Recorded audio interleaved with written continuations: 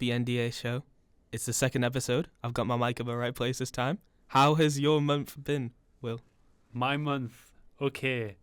So a lot of it, I reckon, was just building up to coming back to uni, and getting used to the structured lifestyle that university is. But I think that helped eventually, you know what I mean? Yeah. I think being at university again this year, I'm taking it a lot more seriously, which is always good. Yeah, I mean, you've done like quite a few projects in the last year, I'd say, because you did that music video. Yeah. Yeah, that was like, I think that was like your first professional. In my opinion, that was like one of your first professional gigs, like since college. You know, it really felt professional. Yeah. And the actual outcome of the project and the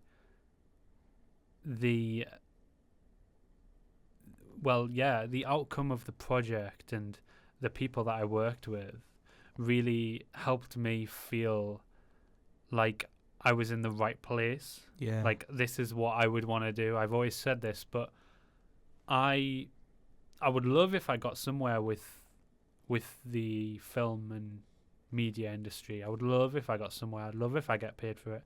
But if I am stuck making projects and helping people out that are a little less fortunate in the way that they aren't as, you know, educated and they might need some support, financial support, things like that, then I'd be completely happy doing that for years. Like, because it's more than a hobby for me, but it's also something that is genuinely fun. So if my passion did lie somewhere else, I think I'd always find energy and enjoyment out of making projects for people. But yeah, that just always helps. It always helps when you find structure in projects like that. And also, I will have updates on the projects that we mentioned last month. Yeah. But yeah, uni is a nice refresh, and I'm actually happy to be back, unlike some others, I think. But yeah, how has your month been? It's been shit. It's been boring. It's been so boring. The only good thing, Demon Slayer, it's been really good. But that felt like a whole month itself. The film was terribly long. I have discovered a new hobby I want to get into, though. I want to get into, like, fashion design, and I want to get into, like, what sort of stuff people, like, what genres people get into to express themselves. Oh, hell yeah. Because I've found in my, like, media, I don't like writing stories as much as I thought I did. I'm kind of, like, into the more reality and, like, how different people express themselves. I want to learn different types of people, and I feel like a way that can kind of be expressed is through outfit changes and, like, different genres. So I'm thinking, like, I started an Instagram page recently. It was around the time we made the last episode. And what I plan for that page to be is just, like, kind of like a beginning to, like, my fashion interest, or whatever you would call it. Yeah. And eventually, like, as I get down into it, I kind of, like, maybe if it kind of, like, builds up an audience or, like, a fan base, I kind of want to, like, start magazines, because I'm kind of, like, I'm getting more into photography. Oh, hell yeah. No, because I know someone that does the film course that I'm in, and they are massively into magazines, media, and a lot of things like that you might be interested in, you know, talking, maybe working with them. But that's really cool, though, because I think it's a case of just branching out and finding the things that you might be into. If you're not, then just don't do it, you know what I mean? So that's why it's always good to just try new things. That's that's really good. No, I'm actually, happy for you. thank you. I'm actually like pretty excited to get into it. I have like a bunch of friends with like different styles. I mean, what style would you like? Would you say you have like a specific style? A specific style. I think my style kind of varies. So I'm often wearing, you know, outfits with alternate designs. So I guess from the outsider's perspective, like from the 13-year-old Shav that lives down my street might point at me and say, "Oh my God, He'd call you nasty things. emo." Yeah. Actually, the like genuine, you know, sort of archetypes of these styles, people have no idea about. So because of that, I don't really know if I fully fit into a specific one. Yeah. I think honestly, if you just genuinely put me in the alternative fashion scene, then it would work. Although I will say, right, that, and this is the first time I'm going to mention this person, my good friend Erin, made a blog on Spark Sunderland. Nice. Featuring a lot of different the blog was about underground music in the Northeast represented in fashion. So, for example, I was representing metalcore. I was wearing a t-shirt from a band called CU Space Cowboy, which has a beautiful design on the t-shirt. I like the Cowboy Bebop reference too. I know the it's got nothing to do with any other music, but it's great. It's great. And for example, my good friend Joseph was representing hardcore.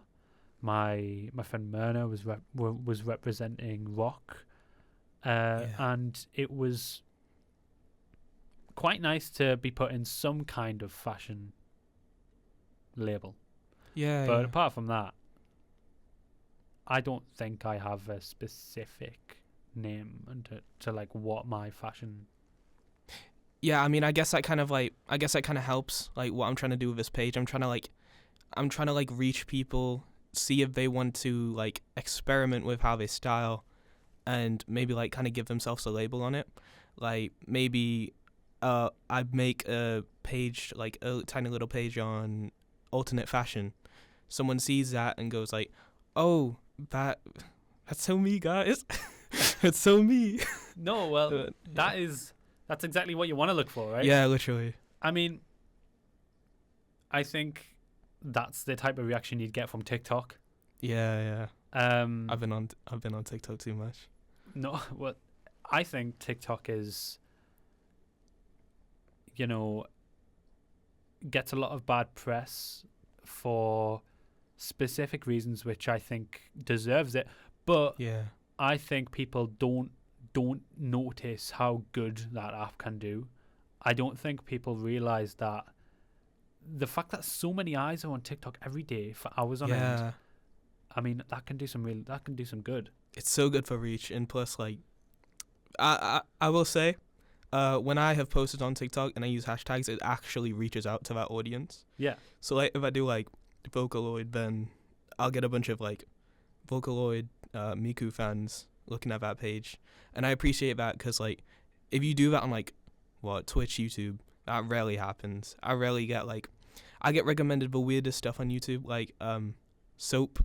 I just get random videos on like soap reviews. I don't know what YouTube's been doing lately. It's been kind of crazy. Tyler Durden's popping up on your FYP. Tyler Durden. I don't think you know that reference. No, Fight Club. Guys, I don't watch movies before 2010. Yeah, I was gonna say, who is it? I know one of our friends from college made a film like inspired by that director. I'm trying to remember his name. The director of Fight Club. Yeah. David Fincher. No, David Fincher. Is it? It is David Fincher. I'm sorry to the person. You know who you are.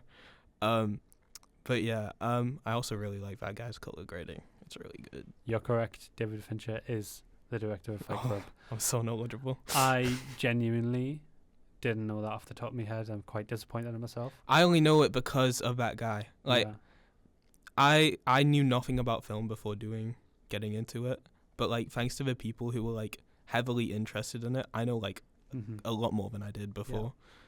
Yeah. So I guess that's my bit done. Is there anything? So, actually, I did want to talk about something that we didn't mention in the first one. Because we talked a lot about what we enjoy. We enjoy music. We enjoy TV and films. Yeah. What else do we enjoy that we didn't bring up? I'm going to tell you, right? We didn't mention video games at all. Video games. We didn't mention video games at all. Yeah. And actually, I want to bring up the concept of video games being like not only an art form but a cinematic piece. Yeah. Have you seen Ghost of Tsushima? I haven't played it. It's so beautiful. But it is a marvel of a game, isn't it? I mean, yeah, and it's like heavily cinematography like based because they have like not even just the photo mode. You can like put in the video settings like, do you want this style of like, do you want monochrome? Do you want this style of color grading? Yeah. I think that's like such a cool detail, and I think like more games should do that. And you can sit with it throughout the game, right? Yeah. Exactly. Yeah. I mean, games have really upped their game. Yeah, literally. I mean, they have evolved into something that is just more than just like point and click. I mean, these cinematic games that have a story to tell are and should be, I think, interpreted as art, not only game, because again, I think games get bad raps, and I think that they don't deserve it. Yeah. I'm not really like too like involved in games right now. I've been playing too much Overwatch. That's all I play. That's fair to be honest. I mean, I've seen Wolverine. I've seen a bit of Wolverine. That looks good. So, with my good friend James, James, what we do is every single, and this is James that goes to uni, by the way. Yeah. What we do every single games event, or at least we try to, is we call and we live stream it to each other, and we react to it. So, the last PlayStation event, the one where Wolverine was announced. Yeah. We kind of sat through it and we were like, oh, this is kind of shit. But then Wolverine was announced and he absolutely flipped. Yeah. And I was really happy too because I've been looking forward to that game. They announced it like years ago. Like, I know. And then James also told me about the leak that happened and I had no idea. The fact that the entire world basically knew the story of this game and knew what was going to be involved. Mm-hmm. And I don't know if the game took longer because they redid the story. I think it's quite likely. But I reckon that, the effort that Insomniac went through to give this game to fans, that's incredible. Now we just need that Spider-Man multiplayer game. Is Insomniac the one which made the Spider-Mans? Yeah. Oh, damn. I thought it was like one of the, the Avengers game, which did really badly. Yeah. Yeah, I thought it was like a spin-off of that. The Avengers game was so bad. I spent like £80 for the pre-order to get it early. It was so bad. I remember getting the beta, and I played the level on the bridge where I play as Hulk, and I think I play a little bit as Iron Man. I don't. Iron Man was fire to play. I liked Iron Man. I think Iron Man was good because Iron Man doesn't move that much. I mean, he flies. Yeah. But he flies in short distances without much height. I don't have much to say about the story of that game. I never actually bought it. But the gameplay was atrocious. I mean, did you see I mean, the one thing that should have been noticeable was playing a Spider-Man in that game, Yeah. as opposed to playing a Spider-Man in Insomniac's I'm game. pretty sure in like the Spider-Man in the Avengers, he could just like swing onto nothing. Yeah, exactly. Yeah. It was like the original Spider-Man 2 game where it's like he's swinging onto thin air. That's a real art. Yeah, that's art. That's That. Yeah, I think games get a bad rack. I think games get a bad rack. They get a bad rep because of stuff like that. Yeah, and especially I think just the culture around first-person shooters, which I think is also unfair, and then the whole message of like video games cause violence. Yeah. Another thing is like the price ranges and stuff. Is to like compensate for like the over budgeting they're putting into these like projects, because you see games with like 200 million budget, it just doesn't need it really. Yeah, and that can be adapted to like movies as well. I think movies can have a ridiculous budget, yet be able to tell the story in, an actual acceptable budget, as to not lose out. Like Better Man, the Robbie Williams film. That was such a good film. It was such a brilliant film, but it's destined to be a box office failure because it spent over £100 million on the budget, and it only made like 10 million. Yeah, wasn't it like it was like I saw like the American audience like not knowing who Robbie Williams even was. Yeah. And I feel like in that case it was just like destined to be a failure, because most of the box offices in the world, like I mean most of the gross profits of movies in the world come from the US market. Yeah. And I feel like if you do something only like niche to Britain, it's not gonna really perform well. I mean, I think the approach of him saying, my name is Rob Williams, this is my life, you might not know who I am, that's fine, I'm a dickhead, but that's fine. And him being explicitly happy to say that he is, a self-righteous, self-loving, king of pop, not to take Michael Jackson's,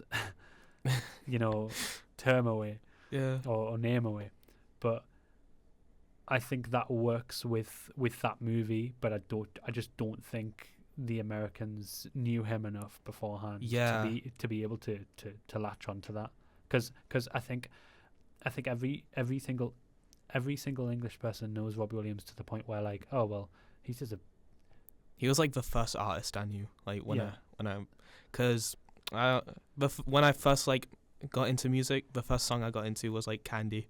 I can't lie, it's kind of like Candy's a good song though. Yeah, that was like the first song I ever got into. I just decided that one was my favorite. Yeah. Right. Yeah. We're talking about music now, and I think that's a great segue almost into like something that happened last month, an incredible an experience in the hardcore community specifically, but also for the music scene in general. So I follow a really, really good and really, really I'm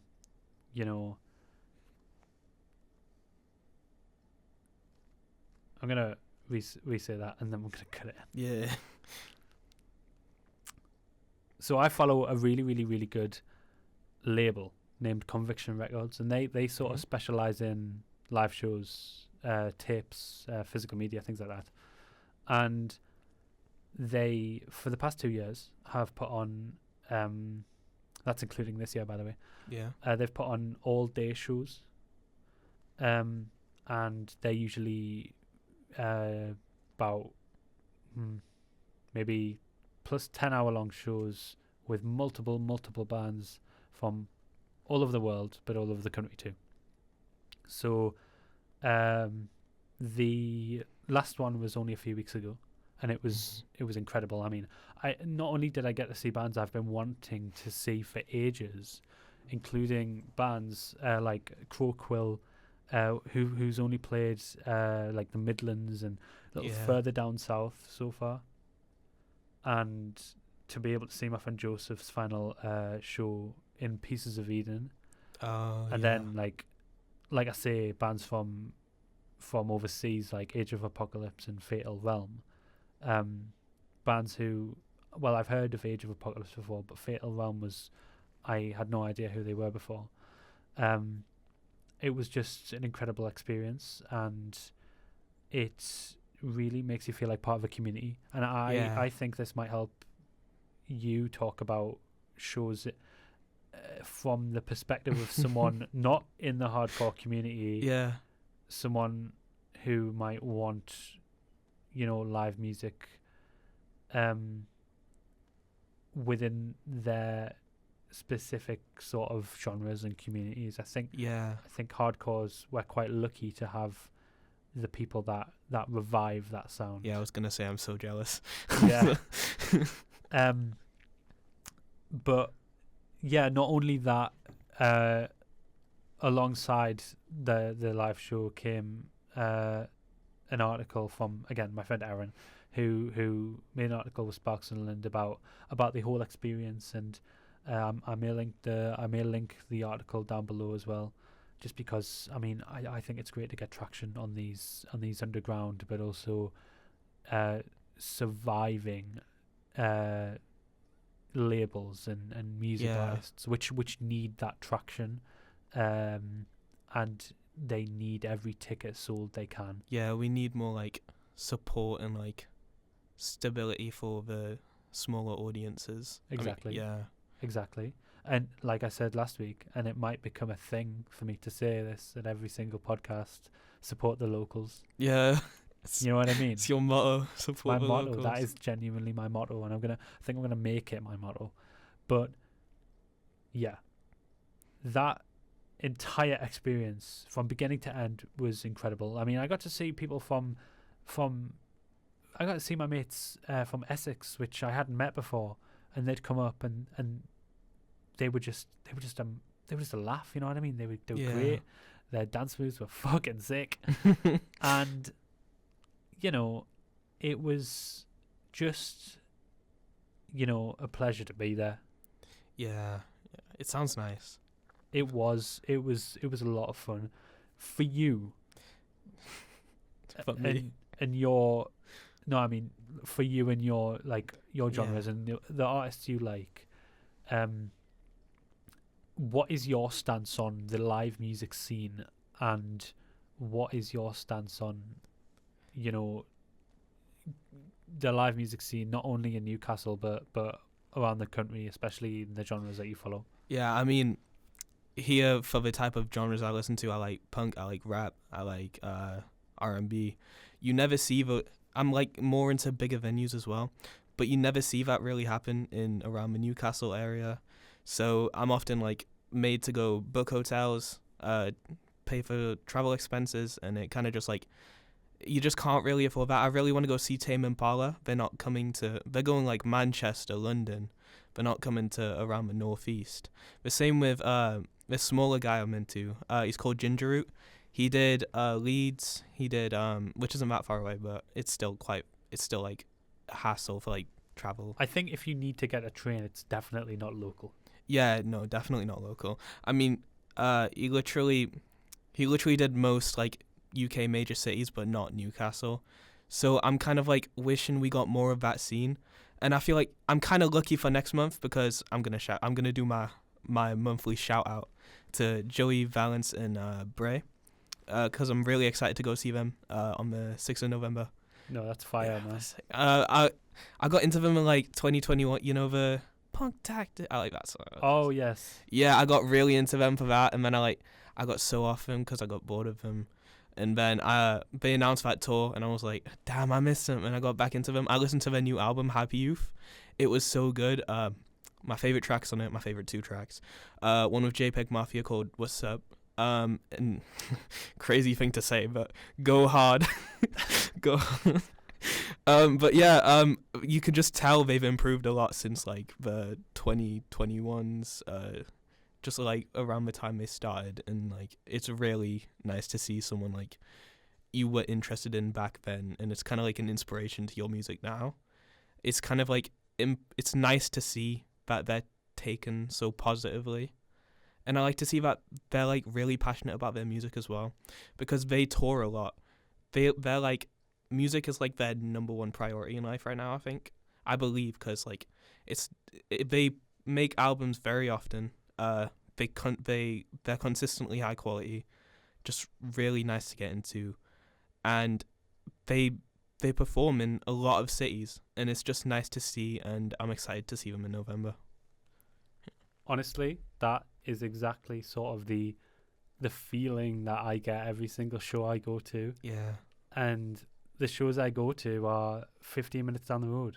You know what I mean? Yeah. And I'm really happy and glad for you that some of these shows are still actually going on, and some of these things are actually still existent within some of these genres.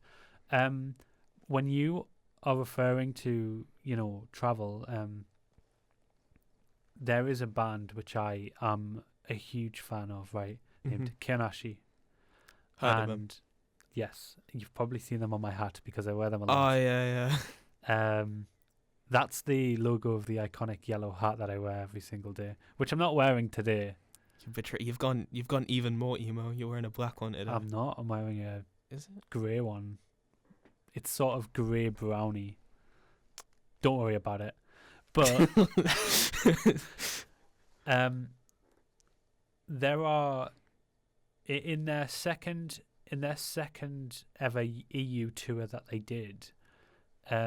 They had little vlogs releasing periodically. Yeah. To everywhere they went. So when they got to Newcastle, which again we were really thankful that they ended up going to Newcastle, because they're quite a big band. They are very, very popular in their scene in America, but also around the world because of the really emotional music that they make, and also relatable lyrics they have. So when they came to the tune. When they came to the tune for the first time,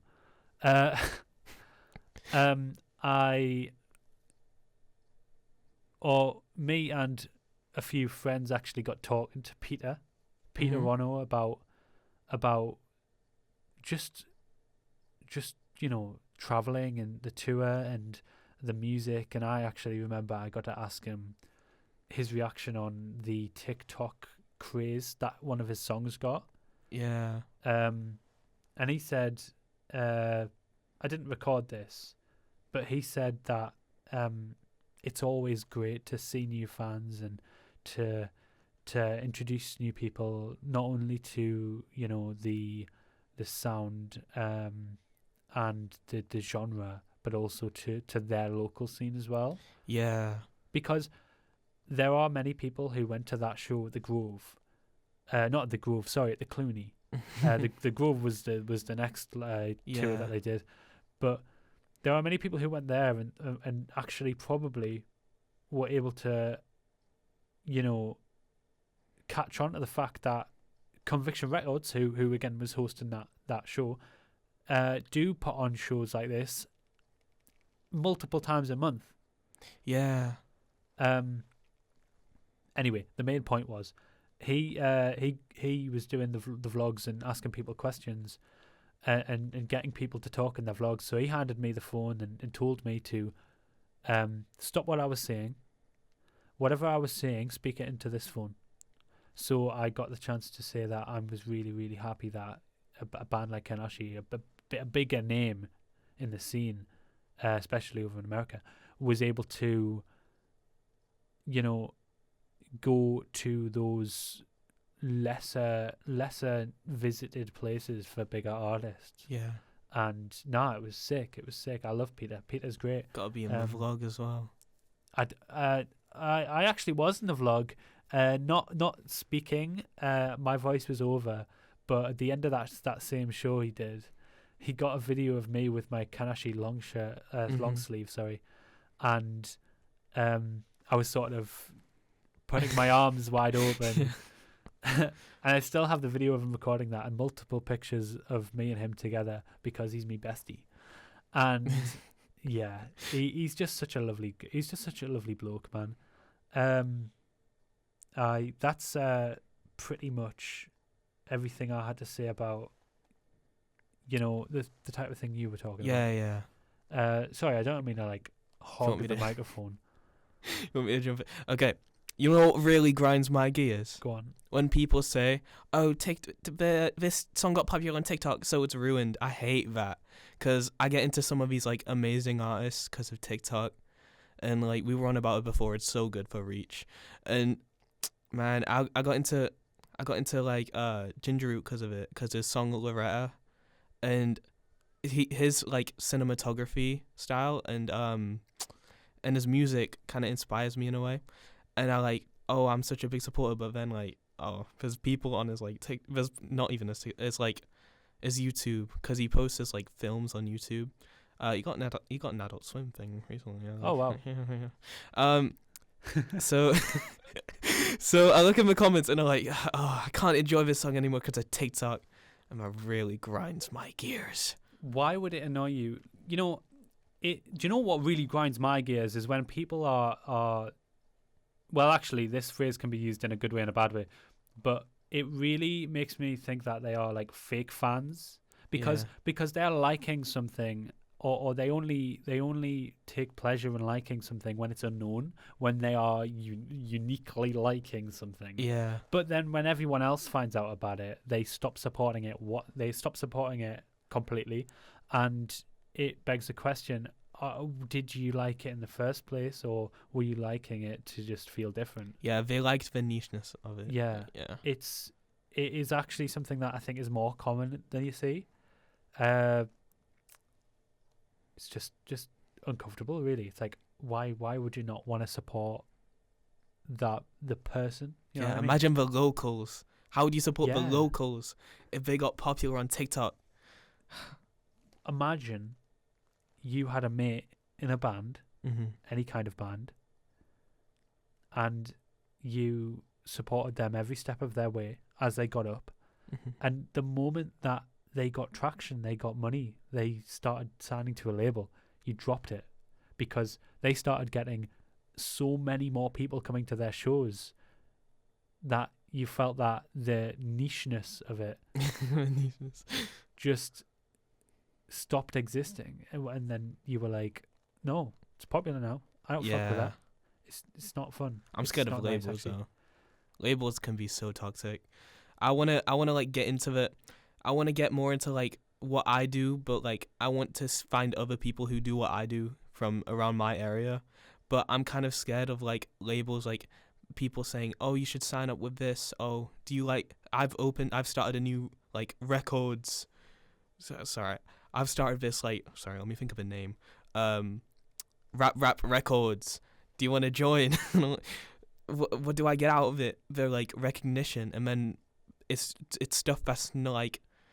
It's just like now I'm trapped in this thing, and I'm scared that it's not gonna go well, and I'm scared that they're gonna have requirements which I can't meet.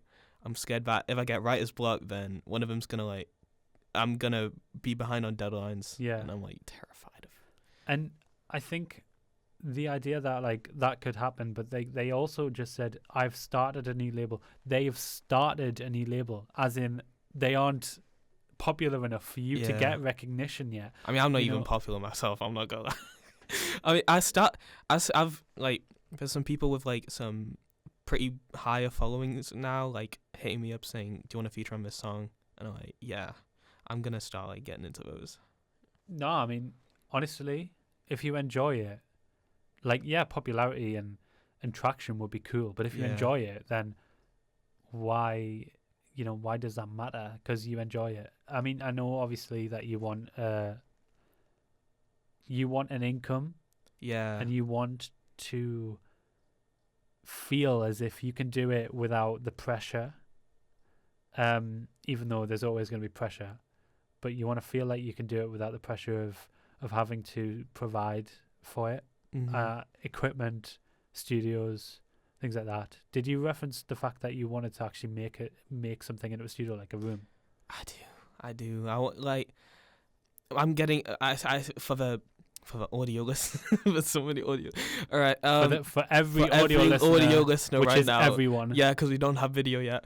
I share a room, and my older brother's finally moving out, so I get my own room, and I'm thinking of turning it into a studio, so I can like produce higher quality stuff, and I can record whenever, because like my parents can hear me scream and rap through the walls whenever I do it.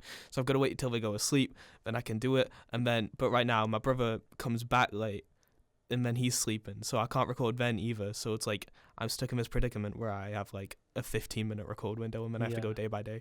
So I'm just happy that he's like finally going. I know that I should be working on that too, but I'm not getting any money right now. Well, maybe soon. Yeah, when this blows up and we get a Spotify deal. When we get a Spotify deal and we get 100,000 listeners. Yeah. Well, the thing is that, we say that traction isn't like, traction isn't everything, and we would still do it if we enjoyed it. But also it's not a bad thing, because the amount of things that you can do with popularity, clicks, and people watching, an audience, what you could do with an audience is a very good thing. I mean, you can, I don't mean to sound like cringy here, but you can kind of make a difference. Yeah. So this is sort of changing the subject, but Jacksepticeye, big YouTuber, big Irish YouTuber. I'm sure everyone knows who he is. He, for many years, didn't really care about his subscriber count. He sort of made these milestone videos and talked about it and said it's absolutely phenomenal, and he has no words and he can't believe how he got there. Yeah. But I think so much time has went on, and while I'm sure he's still grateful and overwhelmed by it, he's started to realize that these numbers actually can make a difference, and all these charity streams that he's doing. Yeah. All these charity streams that he's doing is just. He does the best charity streams. He does. Yeah. He does some incredible charity streams, and he's also reverted back to asking people to subscribe, because it's important that that number stays consistently as high as possible. Yeah. As to keep people donating, as to keep people helping. So if there were an opportunity for me or you to get any kind of traction, yeah, I'm sure that's what we would do with it. Because I mean, I consider myself somewhat charitable. I mean, I think that I've always considered other people before me. Yeah. Sometimes I don't want to say every time, because it's very, very difficult to put others before yourself, especially if you don't know them. Yeah. But I mean, I've done stuff like I've shaved my head for charity. Yeah. That's actually you reminded me of that. Yeah. That's cool. And it's generally something that makes me feel good about myself. So I think in that way, traction's actually a very good thing. So to anyone out there that says, no, I don't want to be famous, or I don't want to be rich, consider what you could do with the power that you would have then. Yeah. But I think the message is getting a bit old now. I think I've been talking about that for a bit too long, so I'm going to stop. But you get my point, right? I do get it. I've done a few charity events myself, like when I was a bit younger. I did like for social for my dad. My dad has illness, ALS. So like every year I try to do like an event for it. So like 2021, I did a challenge on my social anxiety, did a 24-hour stream, and I tried talking to just like an audience for 24 hours, and that's like, that for some people, like extroverted people, that can be like not as hard as it should be, but for someone like me, it's kind of like a challenge, but it's also meaningful because I enjoyed doing it because I raised money to spread awareness for something which doesn't get enough recognition. The ALS Ice Bucket Challenge was like huge. I get that, but like recently, it's kind of just been like not many events have happened for MND or ALS. I think a few notes about that. I remember the ALS Ice Bucket Challenge, and actually, it sits in my memory as really a fond memory because it was one of the first trends I remember. Mm-hmm. And I think that's exactly why, because the internet was a lot smaller back then. The internet was a lot more community driven. I think a lot of communities now have blended together, especially on YouTube. So a lot of trends will the short style stuff, like exactly because back then, an ALS Ice Bucket Challenge would be its own video. Now it would be a short, and it would be narrated by either an AI voice, which we hate, or someone saying, "You won't believe what I did with this bucket and this water and this ice. I chucked it on my head. Oh, it's so cold." Do you know the method? Do you know the methods for like Instagram Reels? You say this, "I did something insane. Hear me out." And that kind of like pulls people's attention. I don't know why that does so well. Yeah. But it does, and I've just been like studying algorithm recently. What's that guy on TikTok, that the news guy that says, "You won't believe what's happened. Let me explain." I don't really. Is it Dylan Page? Is it? I think it's the other guy, the other British guy. Oh. I know who. I really like Dylan Page because his news videos are very informative. I like he him. is a lovely guy as well, yeah. But the other guy is he. You'll know who he is because I think he's just on par with Dylan Page in popularity on that platform. But I don't know, his "let me explain" is always like let me explain. It's his thing, and I remember him saying once, I think in some sort of podcast or interview, that he gets shouted at in the street because that's become his thing. Like, It's support the locals is my thing. It pulls people in. It does. And for you learning algorithm, maybe you should say that once. I just start every song with "let me explain." That could be that could be a producer tag. Yeah. I'm trying to like get into like music theory recently because I'm not gonna lie, YouTube beats, when you look for like YouTube beats, they kind of suck. I have like a few producer friends that are like really good, but I kind of want to learn how to do stuff myself. Yeah. So, Will, is there anything else you want to get into? Mostly just things that were brought up last week that we can, I guess, update. So, like, for example, you were trying to get into producing, weren't you? Yeah. I was doing a job in theatre. Do you want to start talking about your producing, or should I talk about the job? You go on about your thing. Okay, so if I'm completely honest, not a whole lot has happened. I've been at one rehearsal. I don't feel the need I should be there every single rehearsal because I don't have lines to learn. I did go to one. It was actually very good. The play, the performance is very funny. I only saw Act 1, Scene 1, but I got some good footage. I was able to meet some really cool people.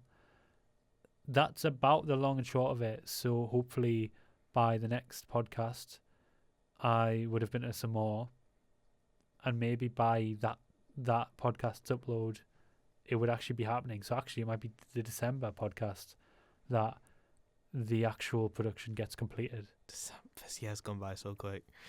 It has.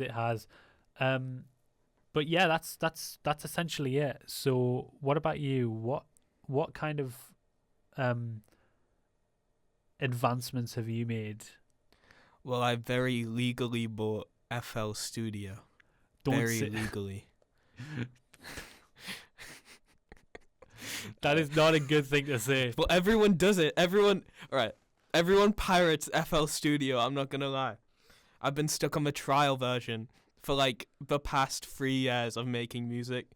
And I don't even use it that much because I use BandLab, and that's so ass. So I want to use FL Studio because that's what all the pros use. But it looks like aeroplane controls when you go on FL Studio. Does it? Yeah, anyone who goes on it will understand it. You just don't understand. It just looks like you're staring at a maze, and that really grinds my gears. Is that going to be your motto? Yeah. Grinds my You know, gears. No, grinds my gears. I love your I love my approach to, like, I genuinely want to talk about something that's like support people and everything. It grinds my gears. I'm pissed off. I just woke up in a fucking steamy In mood. a fucking steamy mood, yeah?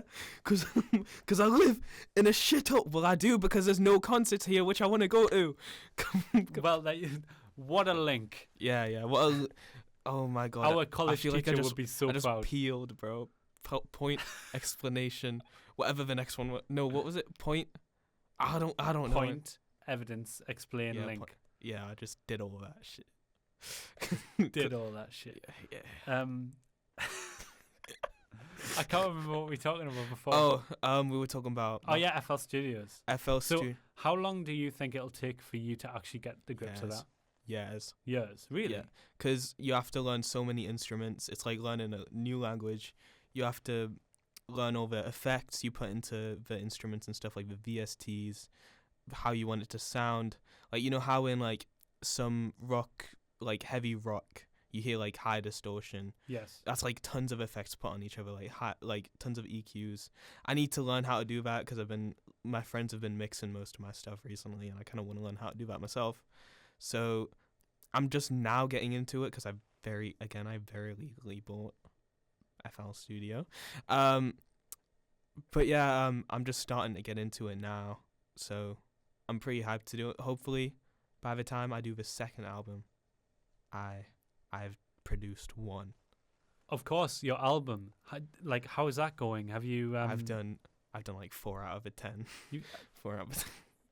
Yeah, but think about how many did you have recorded before that? On the first podcast when we were talking about it, how many did you record? 2, but there's this one guy. I won't say his name. I kind of bummed out. I asked him if he wanted to feature on it. He was like, "Yeah." It's been like a month. He hasn't said anything. No progress. Oh, he hasn't said anything. He hasn't No, he was like, you. he was like, "Sure, I'm excited to get on it." Because I asked him before a while ago too. I asked him like earlier this year, "Do you want to maybe make a song together in the future?" And he was like, "Yeah, that's chill." And then I sent him the open. He's just like, "Yeah, I'm so excited to do this." He just doesn't get on it. And I used to be kind of like that, and now I kind of know on the other end of a stick. But it's like I'll never do that again. Well, I guess you have time. I mean, Yeah. You've got 4 songs out of the 10, so you're nearly halfway there. I mean, I don't even plan to put it out until summer. I'm not gonna lie. Oh well, then there you go. It's a very it's kind of like Call Me If You Get Lost inspired, which is like a very summery album. So I kind of I want to go to for music video wise, I want to go to some summery settings, nice sun, kind of maybe a car show, maybe a music video there, maybe the album cover. That was the original plan. I tried to do a album cover this summer at a car show, and I just didn't go to plan because I've been busy. But yeah, I'm more prepared for this album than I thought I would be a month ago. So I'm very excited to do it. No, that's cool. Yeah. That's cool. That's really exciting, especially for a music video. Do you think you'll be releasing singles? Yeah, definitely. So it might, you might feel as if you're not releasing it until summer, which is a while away, Yeah. but over spring, maybe the end of spring, the beginning of summer, 1 or 2 singles. Yeah, I mean, I have the 2 singles I want to put out planned already. I haven't. Well, hell yeah. I have one of the features for that one done, and I need to record on that one still. And then I'll kind of want to do a light music video kind of with a lot of different LEDs in it. So probably around maybe wintertime I'll film it because it gets night really quickly. So No, that's cool. That's cool. yeah. For example, things that I want to film. Maybe for this actually, but I suppose we'll talk about that later. Yeah. Stuff with the drone. Mhm. I'm working on a little project, sort of video essay-esque. But I won't go into it too much because I'd like to really perfect it. That's a sort of message of like, I'm doing it because I have passion for it, not because I want to do video essaying as like, this is what I do. I'm trying to sort of make a new thing out of it. I'm trying to Yeah. like create it in a way which implements film techniques and also just my own review on the subject that it's about. Yeah. So yeah, I'm going to be filming stuff in now because it's winter. Sunset is very, very early, Yeah. or it's going to get earlier. So getting the drone up, It's not gonna be that. it's not going to be that hard. It's going to be very, very easy to get it up at 7 o'clock, at least at this point, Yeah. and get a really good sunset. But I think also might be quite important to talk about this before we end the second episode. Yeah. I've got 2 questions, Yeah. which I genuinely want you to answer because I fear I might have like hogged a bit of this podcast. I don't want to like talk. I don't want any one of us to talk the majority of the way. Yeah, no, that's fine. I mean, yeah, I mean, you're the yapper. You're the yapper friend. I'm a listener. Yeah, I suppose when I go on tangents that I genuinely just I'm so passionate about it. That's what I And- appreciate about it. yeah. man. What do you sort of think that this podcast needs right now? So we've got our cover, right? Mhm. We've got our new cover for this episode. Do you think it should be a still image of that cover? Do you think, we should implement some sort of video ideas? Because I remember watching a great content creator which used to record his Uber driving job, and it's not none of those guys you see on TikTok. He did his own thing a while ago. He ended his videos with really nice, calming drone footage, and knowing the fact that I actually have a drone and I could actually capture footage like that, that's easy for me to do. And I've Yeah. got some. I've got some on my hard drives, so I could totally add some to the beginning of it, to the beginning and end of some of these, to actually implement some sort of video factor to this. Aye. But Aye. what do you think? We definitely need like promotional material. Yeah. Like I talked about this briefly with you before. I kind of like want to, every time we do something like behind the scenes, maybe like a photo shoot for like cover arts. We need like BTS kind of like vlog footage, to put on like Instagram material. I'm thinking maybe we should do interviews to kind of like get ourselves out there, maybe, because like you said, support the locals. We are the local. Yeah. Yeah. So what I'm thinking is maybe like get in touch with some like blog makers, or video interviewers. We kind of like put our names out there, and that's how we Yeah. grow it. And I'll be able to tell you this now, but I'll also tell you more later when we've put the mics away. Yeah. I have asked people if they're interested in coming on, and they have said yes. So Nice. sooner or later, someone will be sitting in that chair over there. For audio listeners, I'm pointing at that chair. Have a chat. But we will definitely have have an aspect of like an interview as a part of this podcast. My second question is, now that we're at the end of this podcast episode, Yeah. we now have 2 full podcasts recorded. Do you find either episode to be wildly different from one another? Do you think one was better than the other? And do you think that the approach to either of them are different? If so, do you think that, or which approach do you think that you preferred? I think 2 is definitely a lot better, cause especially in quality, because I just feel like we're not like getting stuck on what we talk about this time.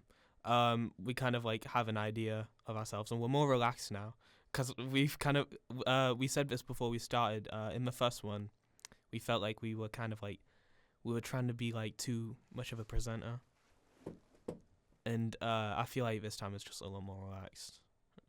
Can I ask that last question again? Yeah. Because I kind of like didn't ask the question very well, I don't think. Okay. So my second question is just genuinely about this podcast as a whole, this episode. Now that fact, just.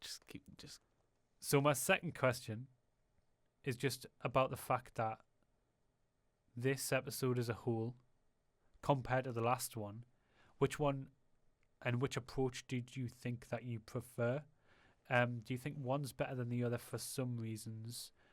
Which reasons do you think they are? I think we should really, at this point, because we're in the early stages, start thinking about ways that we can adapt to the presentation. Yeah, 2 was definitely a lot more was a lot more of us. And I feel like that's kind of like the key of what we're trying to show here. Like we said before in the first episode, we're trying to show growth. And I feel like if we're just trying to be like presenters and put on like a voice or something, we're not gonna really show that. So I'm kind of like, I'm happy that in this case we've kind of just like shown ourselves like a bit more. We're not really hiding. Again, we're talking about what we got into, like what we like find interesting. Like you said, we didn't get into it last time. We got into video games. I kind of like that.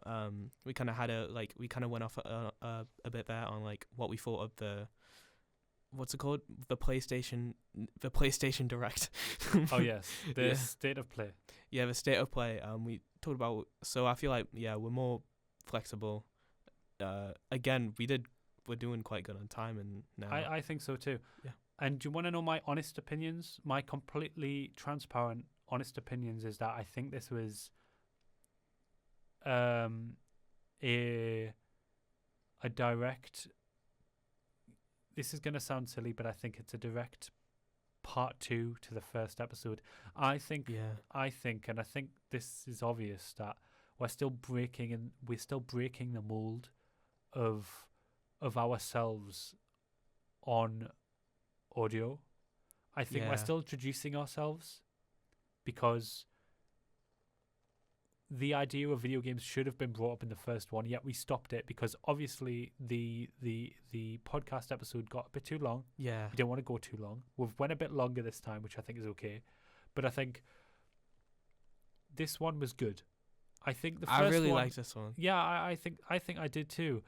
I like the fact that we remained quite reserved in the first one, but we were able to sort of break out of our shell a little more in this one. Yeah.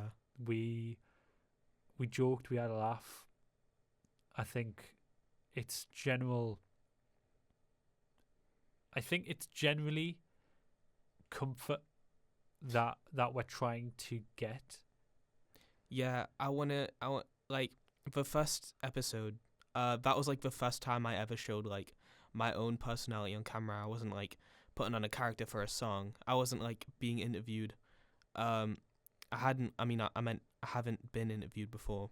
So what I kind of like about this is that I'm getting used to talking, if you know what I mean. I totally get what you mean, because it's like we are trying to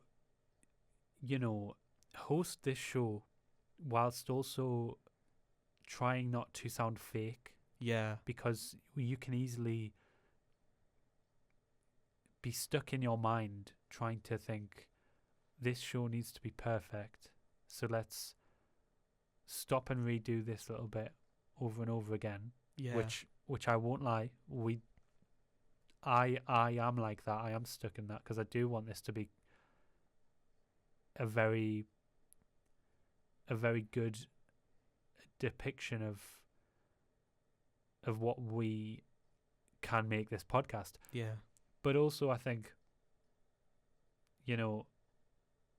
it's just us breaking the mold. Like I say, it's just us breaking the mold of getting used to being in front of the microphone and presenting ourselves in ways that we actually want others to perceive us. Yeah, it also helped that like the audience who commented said we have great personalities.